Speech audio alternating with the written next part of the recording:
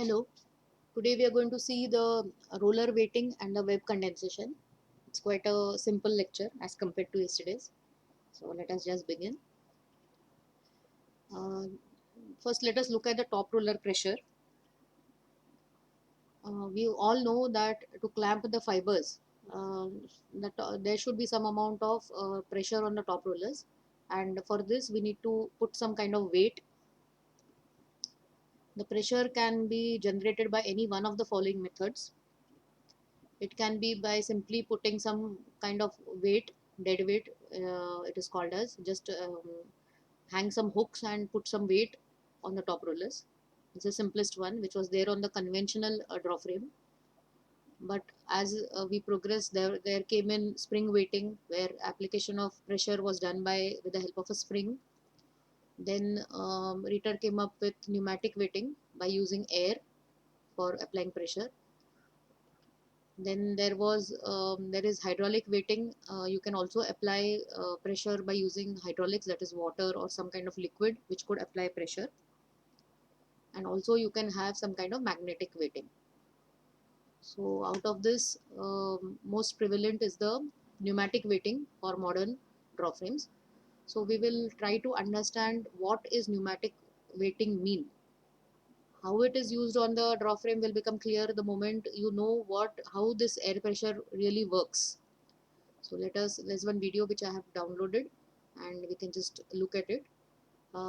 There is some voice and a picture difference there, but once that video is over, I will try and explain exactly what is happening over there. So just go through the video patiently and I will let you know at the end. I could observe some error over there. The voice and the video doesn't match. So in the end, I will explain what exactly it is. So before we go to that video, I think it is on the next slide. Let us see the advantages and disadvantages of having these different kinds of systems. The dead weights are not used on modern draw frame because they are very erratic.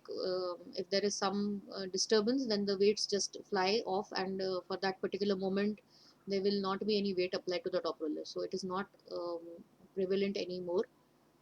It was only there on the conventional draw frames. The spring weighting is an uncomplicated method of applying pressure. It is quite robust and easy to handle. But the problem with the spring weighting is that over a period of time, they lose their compression, what to say, the pressure that they are able to apply, they become loose, and the compression changes over a period of time because of the change in spring properties, because it is continuously running.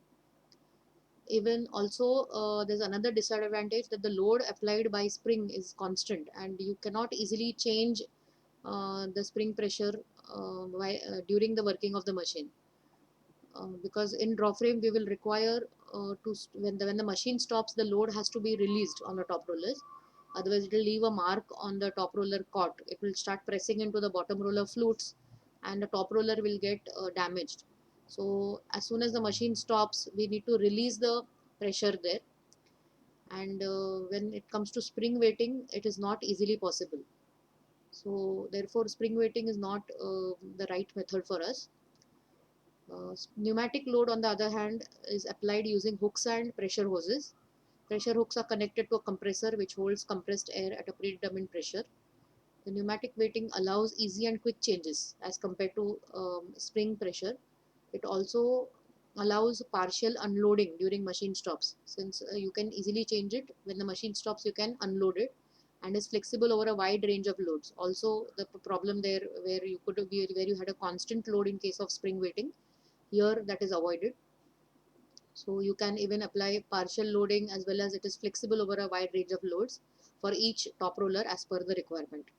This system avoids adjustment to the new roller diameter after roller grinding. That means as soon as the roller grinding takes place, it is necessary for the settings to change. That means after maintenance of the top rollers, we have studied grinding. We need to keep over a period of time, when it wears out, we need to grind the roller. So whenever that grinding is done, you need to again adjust roller weightings and settings and so on. So with a pneumatic weighting, it becomes easier to set them. The only disadvantage here in this case is that it is quite sensitive to the variation in compressed air pressure. So when you look at all the other types of weightings, even hydraulic is not advisable because they are, we'll see the reason. There is a slide on that also. When you compare hydraulic and pneumatic, which one is better? So you'll be able to see that. But before that, let us understand what is pneumatic system, how does it work, how air can be used to apply some amount of pressure onto anything.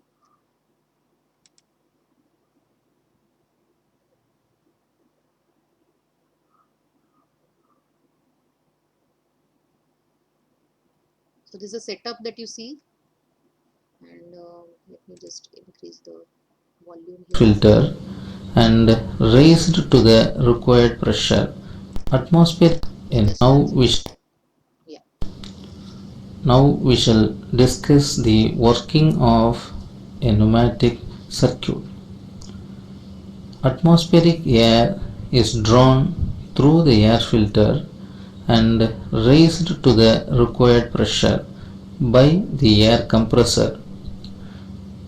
The air is then cooled in the air cooler and stored in the reservoir.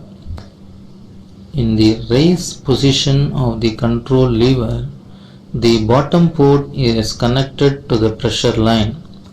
The piston moves up and the weight is lifted. The air on the other side of the piston is vented to atmosphere through the top port and the control valve.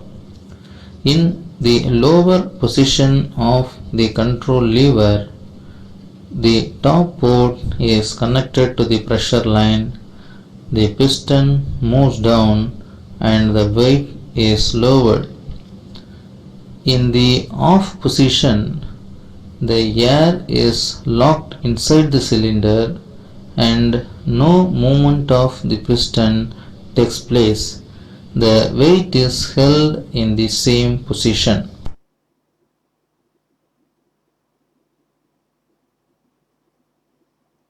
Okay, so what happens is the atmospheric air is taken in and it goes via these two routes. One is this route which goes at the top, and it will the air is coming in above the piston here. So when the air is allowed to come into this area, it will push the piston downwards. That is in the lower position of this knob that we see here. And the moment the knob is moved to the other direction, that is raised, then the air follows this particular route, where air will enter below the piston and it will try to push it upwards. So it can go on continuously if you keep on changing this knob from right to left, and once it will fill up the upper region, and once it will fill up the lower region. In both the cases, what will happen is the air that is released is returned back to the atmosphere, and in the off position nothing will happen. There's no movement of this piston. So this piston basically can be used for applying pressure using air. So this is the working of a pneumatic system. So let us also look at how the hydraulic system works, and then we will see the comparison between hydraulic system and pneumatic system. What are the advantages or disadvantages of both of them?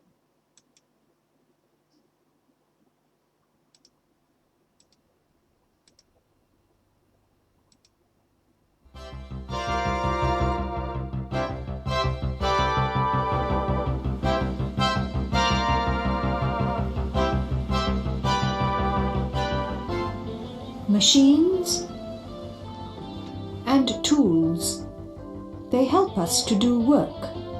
But do you know that many of these are pressure machines which use either the hydraulic system or the pneumatic system? Let's first look at the hydraulic system. But in order to understand what a hydraulic system is and how it works, we have to know two facts. The first fact is that when a liquid is enclosed in a space and a pressure is applied to the liquid, this pressure is transmitted equally to all parts of the liquid. This principle is illustrated using this pressure syringe. When the piston is pushed down, water squirts out uniformly in all directions from the holes of the flask. The second fact is that it is hard to compress a liquid. If you try to squash a volume of liquid, you still have that same volume however hard you try to compress it. A hydraulic system is one that uses the pressure of a liquid to perform mechanical work. Let's look at this device. Two syringes, A and B, of equal size, are connected by rubber tubing. If pressure is exerted at syringe A, the same pressure will be transmitted over to syringe B.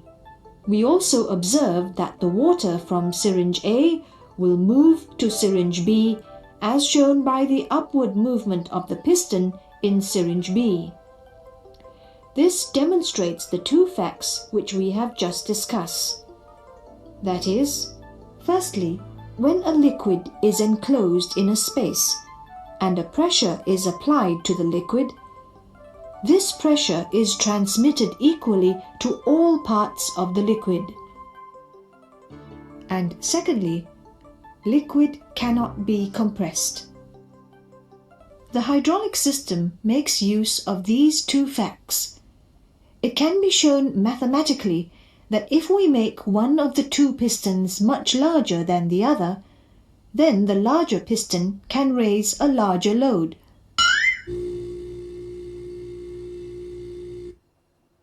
The hydraulic system can therefore be considered as a force multiplier. Do you also notice that the small piston has to move a larger distance than the large piston?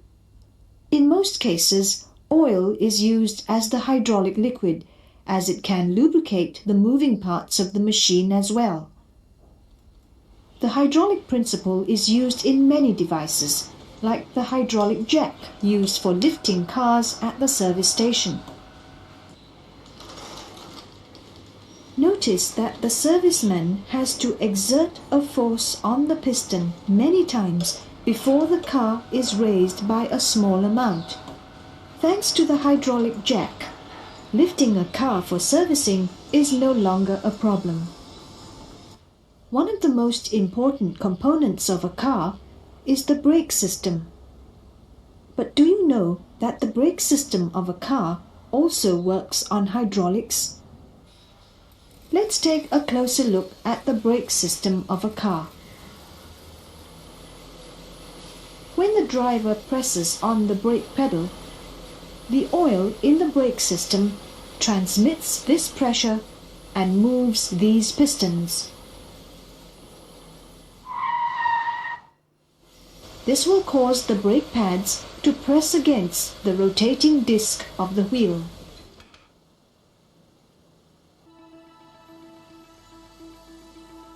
Hydraulics is also used in many heavy machinery in the construction industry, like this loader. Can you see the moving pistons in action?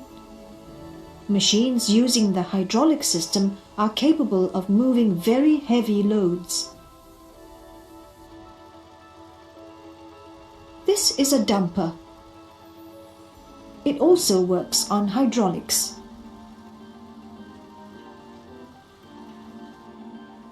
The excavator is another hydraulic machine commonly found at construction sites.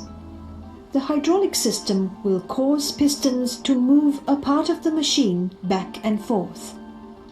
Imagine what it would be like if all this work had to be done without the help of these hydraulic machines. An accident? Thank goodness it's only a practice for the civil defense officers. They're trying to rescue a Okay, so we have seen both the systems, and let us see what is the difference between them, and which one would be more ideal for our application. The hydraulic system uses liquid to apply pressure, whereas pneumatic uses gas. The pressure ranges are shown here for both of them. It is a closed system, whereas this is an open system. But what is more important for us is the system slows down when leakage occurs. For pneumatic, leakage does not affect the system. So the first advantage we can see here, valve operation is difficult, valve operation is easy. There's another advantage. This is heavier in weight and this is lighter in weight. Pneumatic is lighter. In the hydraulic case, pumps are used to provide pressurized liquid, whereas here compressors are used. The hydraulic system is unsafe to fire hazards, whereas pneumatic is free from fire hazards. There is automatic lubrication is provided here, but only disadvantage here is in pneumatic you'll have to apply some kind of special arrangement is required for lubrication. So overall, when you look at both these tables, you find that there are more advantages in the pneumatic system when you compare it with the hydraulic. So most of the draw frames or any pressure application systems would go for pneumatic. All the modern draw frames have this kind of a system. So this is one image of the drafting system. You can see how the loads are applied here, and also there should be some kind of instrument to measure the load that you have applied. So there is one instrument. We can look at the video how it is checked.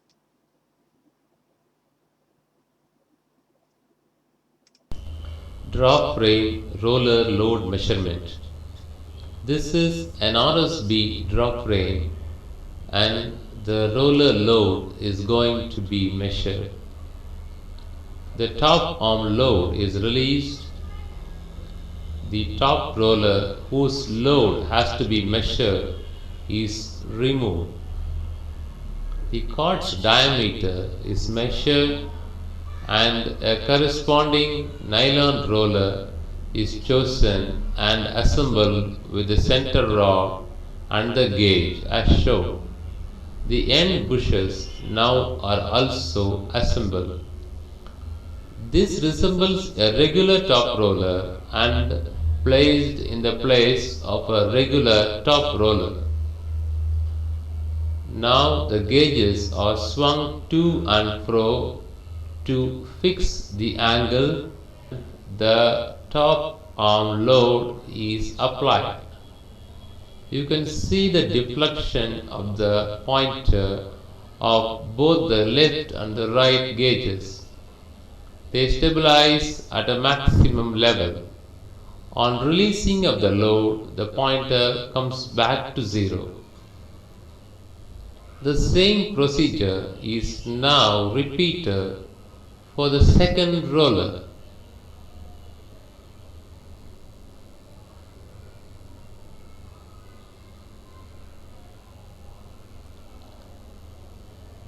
And now for the third roller.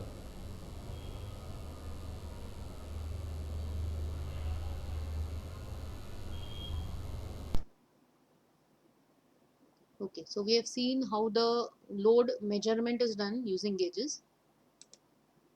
So we go to the next topic of discussion, that is after drafting. The web condensation, how does it take place? What are the parts involved? And so we need to study all of them. So the drafted web or the fleece coming out of the front drafting roller is very, very weak because there is no twist, nothing that we have applied. It is not even compact at this point. So it is very weak. So especially at high speeds, it is a problem. So it has to be immediately condensed into a sliver. In the conventional draw frames at slow speeds, the web was passed over a tray before being passed through the trumpet. Trumpet is a small funnel shaped device which helps to consolidate the fiber fleece that is coming out of the front roller. In the older draw frame, this trumpet would come after a longer distance where the web would travel on a tray and then it would be coming to the trumpet for condensation. But in case of modern draw frames at high speeds, the air turbulence around the front roller is also high, and because of the higher air drag effects, the web guide has to be placed close to the front roller nip to guide the gathered web into the trumpet. So as you can see in this diagram, it is very close. As soon as the web comes out, it is being passed through the trumpet. Trumpet bore being narrow is able to compress the web and converts it into a condensed sliver. The delivery direction of the web and the axis of the can must ideally match. It was 90 degrees for conventional draw frame. This we will see a little bit in detail in our next slides. Earlier, this system, when the drafting system would be horizontal, exactly horizontal, and the can axis is perpendicular. So the degrees between them would be 90 degrees, the angle, and this is not an ideal situation where the sliver, which is very weak, has to turn at an angle of 90 degrees before it enters into the can. So this was slightly changed in by changing the arrangement of the drafting system, etc., which we will study later.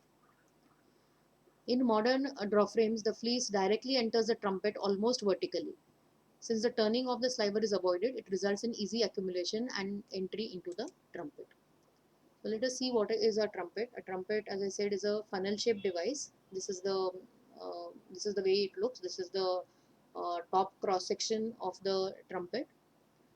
These are the fibers, and as it is passing from the wider mouth of the trumpet to the narrower mouth, it is coming from top to bottom.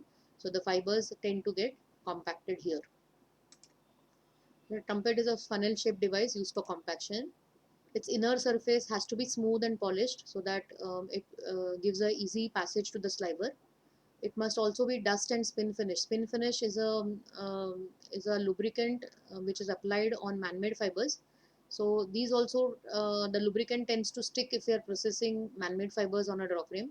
So it is specifically mentioned here that the trumpet, which is prone to accumulation, should be dust free, and spin finish accumulation also should be avoided. The sliver is condensed as it passes through the constricted space of the trumpet, that is this bore of the trumpet bore, resulting in an increase of sliver strength. The moment it gets compacted, you will see that the sliver improves in strength. Now the bore size cannot be of any diameter. It should be depending on the linear density of the sliver that we are processing, and it has got a formula where diameter of the trumpet should be equal to k into root of s, where s is the sliver linear density in kilotex. So, and k value would be somewhere in between 1.6 to 1.9. It's a value that is taken for fine. It will come to about 1.6, and for coarser slivers it would be around 1.9. The trumpet tends to get heated during the running, and because of the friction between the fibers and the inner wall of the trumpet. And this heat might damage the thermoplastic fibers. If you are processing man-made fibers, most of them are thermoplastic in nature, and that's why they may tend to damage them during processing. So care must be taken at that stage. So next we come to the coiler tube that is there. The coiler tube, which comes after the trumpet, which takes the sliver in and helps it to get coiled into the can.